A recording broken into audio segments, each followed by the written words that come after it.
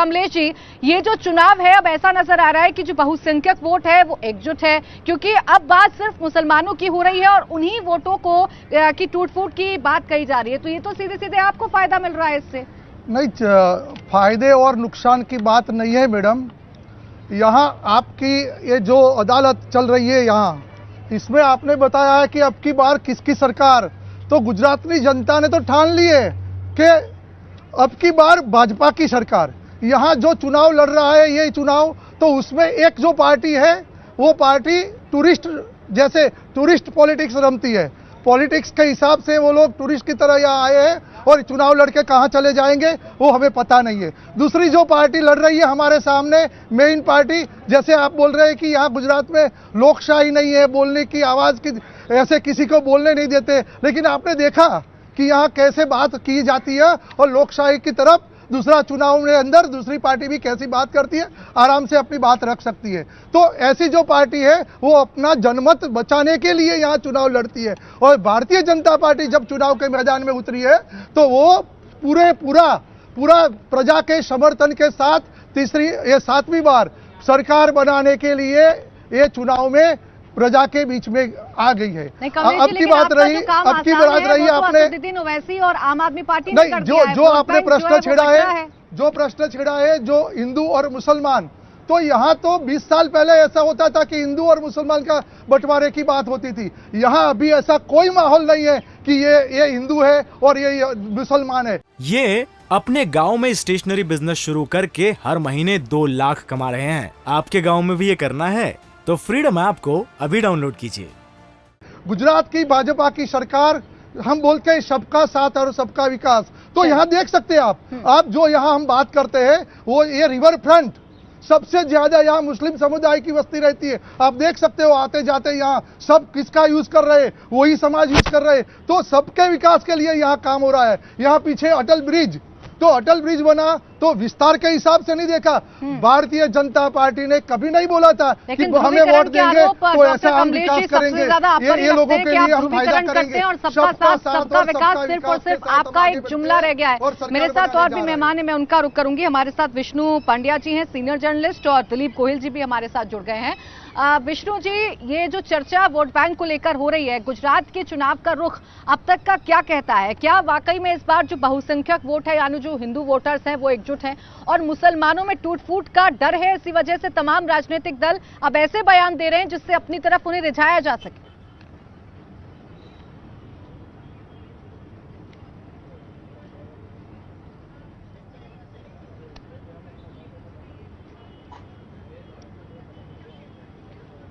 विष्णु जी, आप म्यूट पर हैं सर, अपना प्लीज आप अनम्यूट कर लीजिए। अनम्यूट करूं?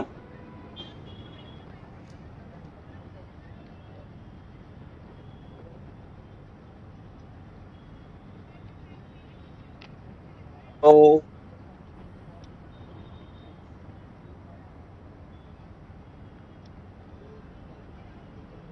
हेलो विष्णु जी, आपको सुनाई दे रहा है क्या?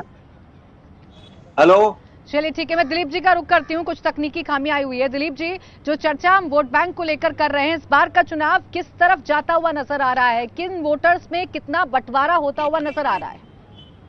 वैसे तो हम कहते हैं कि ये त्रिकोणीय मुकाबला है क्योंकि आम आदमी पार्टी आई है, लेकिन 14 कैंडिडेट्स एमआईएम ने रखे, ओवैसी की जो पार्टी है, उनमें से अहमदाबाद में 3 या 4 सीटें ऐसी थी जहां उसका हमें ये देखना पड़ेगा कि उसकी क्या असर होगा। लेकिन देखिए, बापूनगर में उनके जो कैंडिडेट थे उन्होंने छोड़ दिया लास्ट मोमेंट पे और वो कांग्रेस के साथ जुड़ गए।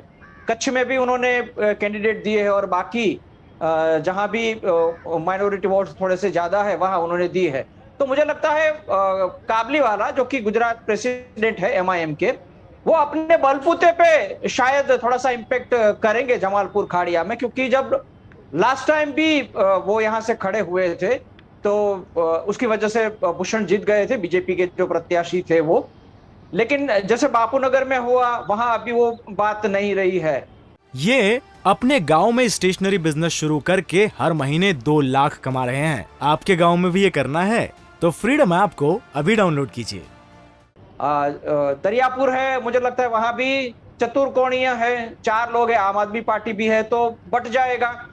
तो बात त्रिकोणीय की जगह एमआईएम का कैंडिडेट जहां भी है वहां चतुर्कोणीय हो गया, इसलिए हुआ कि एक तरह से बैलेंस भी हो गया। समझो अगर काट रहे हैं एमआई के वोट, कांग्रेस के वोट काटेंगे तो आम आदमी पार्टी का जो प्रत्याशी होगा वो बीजेपी के वोट काटेंगे। तो मुझे लगता है कुल मिला के एमआईएम की वजह से बहुत ज्यादा फर्क पड़ने वाला नहीं। और बिहार में जो फायदा हुआ, बिहार में उन्होंने 5 सीट ले ली, महागठबंधन की सरकार नहीं बनी, तो एक मैसेज ये गया था कि अगर एमआईएम आती है तो उनसे फायदा बीजेपी को होता। तो जो माइनॉरिटी स्ट्रेटेजिक वोटिंग करते हैं वो शायद गुजरात में सोचेंगे कि अगर एमआईएम के साथ हम गए और बीजेपी को फायदा हो गया तो मुझे नहीं लगता वो इस तरह से करेंगे। तो वो फैक्टर नहीं करेगा। जो बल अपना प्रत्याशी है वो अपने बलबूते थोड़े से वोट ले जाएंगे, लेकिन आम आदमी पार्टी भी है, तो दोनों तरह से बैलेंस हो रहा है। तो कुल मिलाकर मुझे लगता है ऐसी सीट जहां एमआईएम है वहां वो ज्यादा फर्क नहीं पड़ेगा। इंडिया टीवी हर वक्त हर जगह डाउनलोड करने के लिए सर्च करें India TV news Google play store या ऐप स्टोर पर।